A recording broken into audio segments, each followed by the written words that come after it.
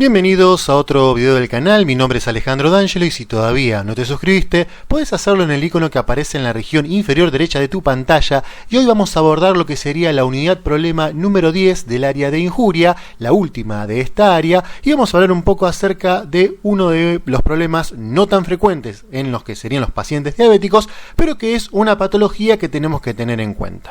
El caso clínico trata de Matilde, que es una rosarina de 64 años, diabética, que se fue de vacaciones con amigas jubiladas a Brasil. 6 horas antes de su regreso en colectivo comienza con ardor al orinar, disuria. Durante el viaje este síntoma se intensifica, orina con más frecuencia y agrega dolor y sangre al orinar. Claramente podemos hablar de que se está sufriendo o se está tratando de un cuadro de una infección urinaria en una paciente diabética.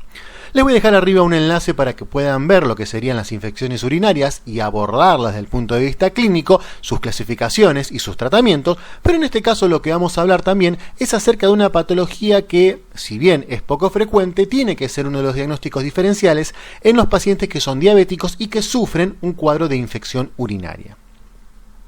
Este cuadro se denomina pielonefritis enfisematosa. Es una infección necrotizante del parénquima renal que afecta especialmente a pacientes diabéticos mal controlados. Es una afección grave, poco frecuente y de alta mortalidad. Afecta el parénquima renal, el tejido colector o los tejidos perinefríticos o en todo caso, o en el peor de los casos, mejor dicho, ambos. Como pueden ver, desde el punto de vista de la anatomía patológica en esta imagen, podemos observar un área extensa de necrosis con un riñón totalmente deformado.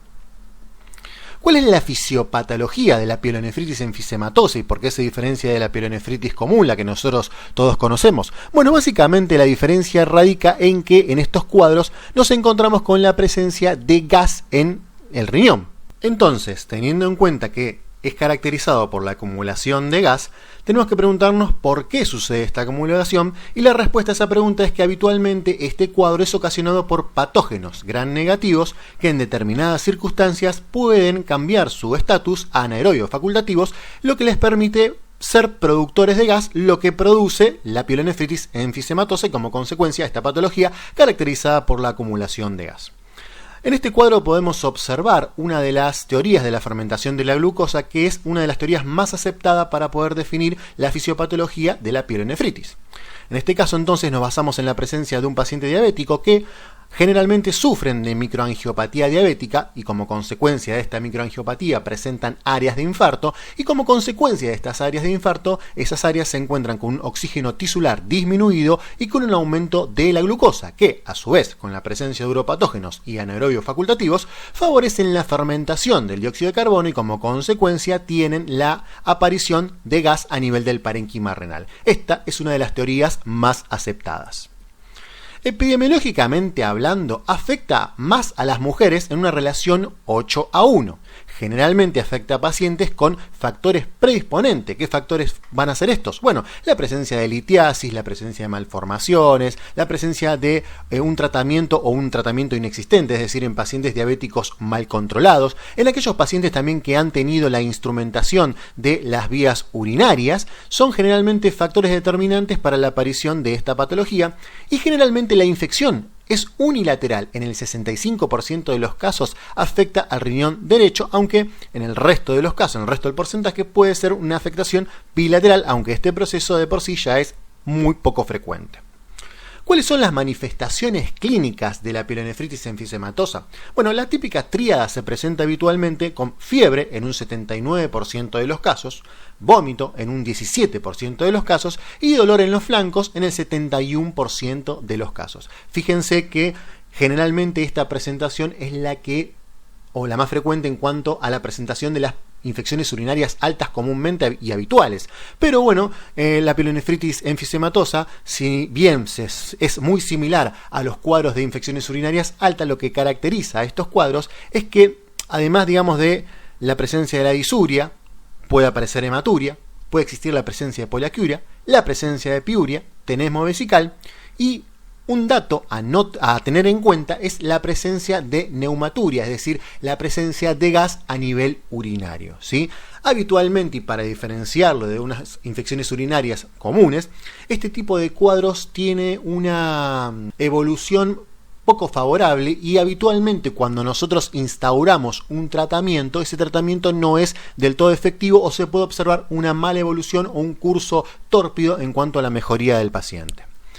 Para poder determinar la presencia de esta enfermedad se establecieron los siguientes criterios: síntomas y signos de infección en las vías urinarias altas, con urocultivo positivo y sin otro foco de infección. Prueba de gas en las vías urinarias detectada por una tomografía. Ausencia de fístula entre el aparato urinario y el intestino, porque esto también puede ser un factor predisponente a la aparición de gas en las vías urinarias. Y una historia clínica, digamos, sin historia clínica reciente de traumatismo urinario, o sea, en un paciente que no ha sufrido ni un trauma urinario, que puede ser un factor predisponente para este cuadro, o no ha sufrido una instrumentación de la vía urinaria. ¿Cuáles son los exámenes complementarios que vamos a llevar a cabo para poder determinar este tipo de patologías? Bueno, alteraciones compatibles con infecciones urinarias, claramente, o compromiso renal. La radiología es de muchísima utilidad para determinar estas patologías. Como pueden observar en la imagen, podemos ver la silueta renal derecha alterada y hasta incluso podemos observar un nivel y la presencia de una radiolucidez bien marcada, que esto es lo que estaría demostrando también que existe la presencia de gas, ¿sí? En algunos casos también puede haber, digamos, la presencia de un nivel en dicha proyección, aunque esto es poco frecuente.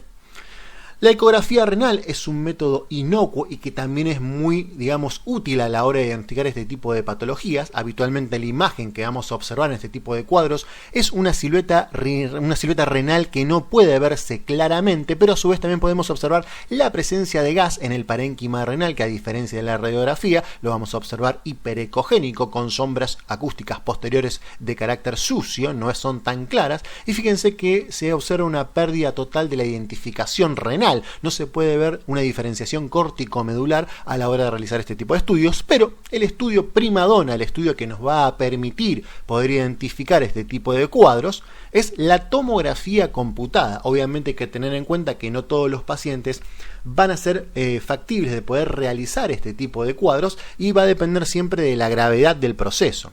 Pero si tenemos, digamos, una tomografía a disposición y podemos llevarla a cabo, también podemos efectuar una clasificación tomográfica de la pielonefritis. Esto es muy importante porque nos permite también determinar el tratamiento. Tenemos la clase 1, donde podemos observar gas en el sistema colector, como pueden ver ustedes en esta situación. Una clase 2, donde se puede observar gas en el parénquima renal.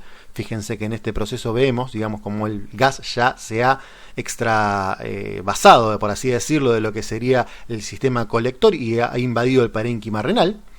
Y podemos observar gas o abscesos en el espacio perirrenal, que, digamos, es una de las apariciones que no solo vamos a poder ver en una tomografía, sino en el nivel que mencionamos en la radiografía previa. Gas o absceso en el espacio pararrenal, ya no, digamos, en las adyacencias de lo que sería el espacio renal, sino más allá de lo que sería el riñón. Y una pielonefritis enfisematosa bilateral o riñón único con pielonefritis enfisematosa, ¿sí? O sea, tenemos la afección bilateral del riñón, o digamos una afección generalmente total y globalizada que afecta a todas las áreas renales, ¿sí? Esto es de mucha utilidad, ¿por qué? Porque el tratamiento inicialmente es la administración de líquidos endovenosos, el control electrolítico, el antibiótico sistémico que vamos a utilizar, digamos, generalmente de amplio espectro para poder tratar estas patologías, y obviamente hay que tener un control glucémico adecuado porque es uno de los factores que predispone a que el paciente tenga un pronóstico ominoso.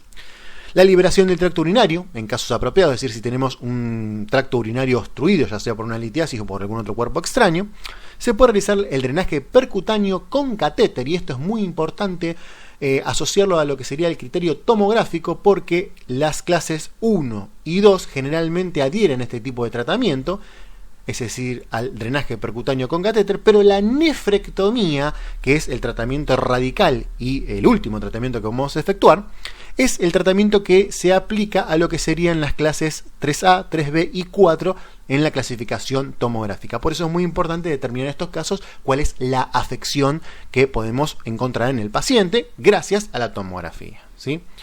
Espero que les haya gustado el video. Cualquier duda o pregunta la pueden dejar en los comentarios. Estoy a disposición. Les agradezco mucho si se pueden suscribir al canal y darle un me gusta al video, que es de muchísima utilidad para seguir creciendo en esta área. Cualquier pregunta, estoy a disposición. Muchísimas gracias.